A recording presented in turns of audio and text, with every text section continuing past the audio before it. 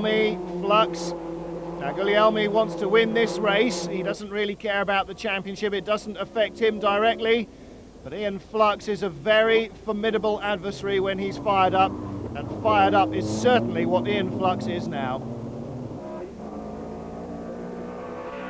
So Flux versus Guglielmi. And Flux needs to get past. He dives inside into Briery. Takes second place, holds it as they come on the run down to Brooklands. Very heavy on the brakes, turn in. And then feed in the power nice and gently. You don't want too much of a tail slide. Keep it tight going into Luffield. And then more and more and more power, just balancing the TVR on the throttle as the tail starts to slide a fraction. Thundering over start-finish line. And now the championship leader and the second place man, first and second in this final race. This is where it all comes to, the whole season of ups and downs, of failure, of success, of disappointment and of joy, culminating in this final round at Silverstone. What a great track for it all to take place on. 38 cars starting, a massive grid and all attention, at least at the moment that they go past, on the leaders. Battles all the way down the order to keep the spectators occupied until the lead battle arrives next lap. But for the moment, concentration on the championship leader and the reigning champion. Could it be that Bobby Verdon-Roe will snatch the #1 plate from Ian Flux? At the moment, he's in a position to do so. Whether he can continue in that position remains to be seen. Flux thinks not. Verdon-Roe clearly thinks yes. Steve Guglielmi in third place, hanging on to this group. Ian McKellar in fourth. There's Jamie Campbell-Walter, the 28 machine. This is his first full season in the TVR Tuscan Challenge, and he has really driven like an experienced veteran. Probably swallowed the pints afterwards like one as well, if I know Jamie. Verdon-Roe and Flux as close as ever. Campbell-Walter now has shaken off thoroughly the attentions of Martin Short, as Phil Hindley has gone past Short as well. Then Colin Blower, then the #9 machine of Gavin Cooper ahead of Troy Dunlop. And then they start streaming by thick and fast, too quick to count. Pressure now for Ian Flux, because not only does he need to pass Bobby Verdon-Roe to win this race, but he needs for something else to happen, whatever else it might be. A puncture for Verdon-Roe, a mechanical problem, brake fade that allows him to drop a couple of positions on the road, brain fade that puts him into the gravel. Anything is what Ian Flux needs, and not what he's seeing at the moment. Bobby Verdon-Roe ahead of him. Again through bridge, and these big 450 brake horsepower AJP8 powered TVR Tuscans, very, very quick indeed in a straight line. No aerodynamic aids worthy of the name, and they certainly are a big handful at speed, particularly a corner like bridge. And even at low speed here, the rear tyres breaking traction. You can see both drivers allowing the car its head a little to keep on the power, just to balance the power of the car against the grip of the tyres. And Bobby Verdon-Roe was pointing in the cockpit there, hold his hand over to the left-hand side. Was he allowing Ian Flux through? He may well have been. No, he wasn't. Maybe he was just giving the "you can go that side if you want to, mate" sign to Ian Flux, but Flux is very close indeed. Well, Bobby Verdon-Roe could let him through if he wanted, because if he finished second and Flux won, he would still be the championship winner. But of course, if he doesn't have Flux between him and these three, then who knows what will happen. But Verdon-Roe, rather than risk an accident, may well let Ian Flux go through if Flux can get into a position where he can force the issue. At the moment, though, Verdon-Roe is guarding his line superbly, and Flux can do nothing about it.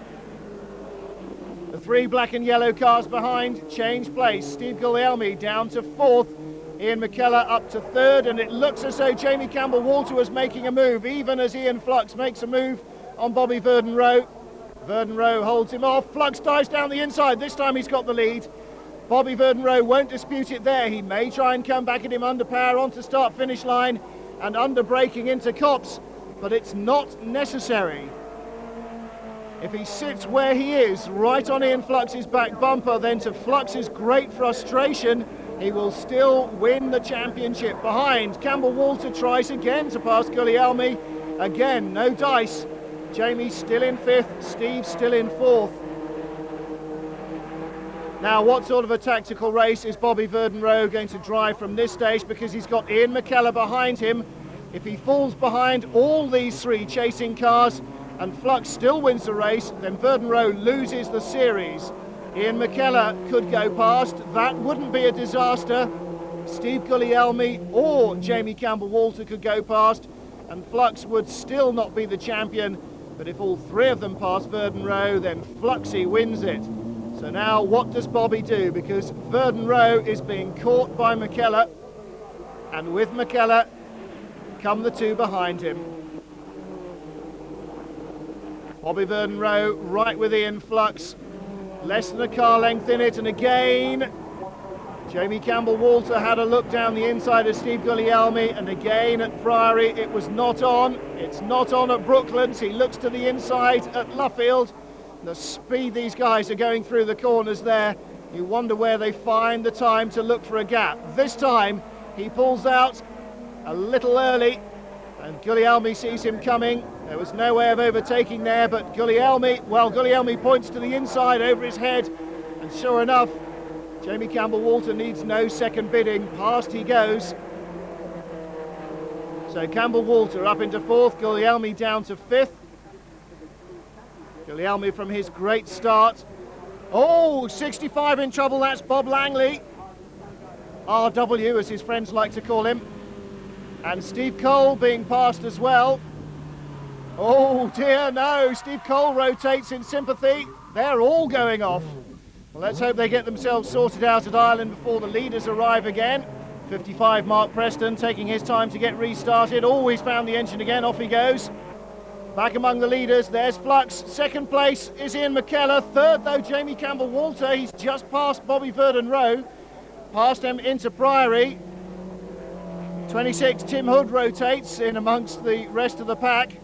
But trouble for Bobby Verdenroe, is it? Or has he just allowed the rest of them to go through? Verdenroe down to 4th.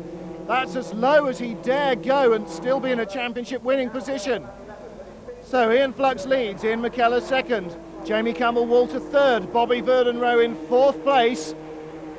Well, that's enough for Verdenroe just to win the championship by 1 point.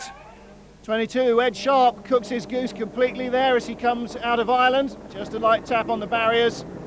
And here is Verdenroe. Now, will he get involved in the McKellar-Campbell Walter battle ahead of him and try and work his way up a position or 2 again? He didn't seem to put up much opposition when Jamie Campbell Walter came through. Perhaps he knew he didn't have to, and decided that discretion and winning the championship the better part of valour. Campbell Walter very fired up, undoubtedly, in his chase of Ian McKellar. McKellar likewise, when he came up behind Verdenroe, I'm sure that Bobby decided that letting them through was far better than swapping paint and perhaps getting knocked out of the race, especially now that Ian Flux is leading it. Into the complex for the 12th and final time. Ben Samuelson ahead, a big lock-up from the TVR PR man. He of all people will not want to get in the way of the championship battle, and he lets Flux through without any problems. So Ian Flux coming out of Luffield for the 12th and final time, the last time of the season. Big tail waggle as Tim Hood tries desperately to stay out of the way, but the checkered flag falls for Ian Flux. He does what he can, and is it enough? 2nd, 3rd, 4th is Bobby Verdenroe. Verdenroe loses the race. Ian Flux wins it, but Bobby Verdenroe did all he needed to do. He finished 4th. Yeah, brilliant. I mean, I led initially, made another really good start. I think I'll take up drag racing, actually. I think I've got the starts taped now. And, you know, tried to make a bit of a break, couldn't. Obviously, then I had Fluxy right behind me, which I didn't really want. And so I tried to wave him through on the pit straight. He wouldn't go past. And I was thinking, oh, no, I know what you're trying to do. You want everyone to catch me up and sort of push me back to 6th or lower. But eventually he did go past. And then McKellar caught me up, and I was a Strebber sandwich, their teammates. And I thought, no, I don't like this either. So I let him through. Then I had Jamie behind me, and I knew he was battling for 3rd in the championship. And I thought, no, I better wave him through as well. So I knew if I finished 4th, I was safe. So then it was just a case of bringing it home, and yep. Yeah, it's not that I'm getting old and unfit. This is actually champagne from Bobby winning the championship and us winning the race. excellent season for TVRs. Again, 40-odd car grids. A lot of people would love to have grids like we got and racing like we provide, but it's the camaraderie and the series and everything that really makes it a lot of fun to do. Well, a fantastic end to what has been a thrilling TVR Tuscan series all the way down the order. And Bobby Verden-Rowe takes over the championship #1 plate from last year's winner Ian Flux, winning by 4 points.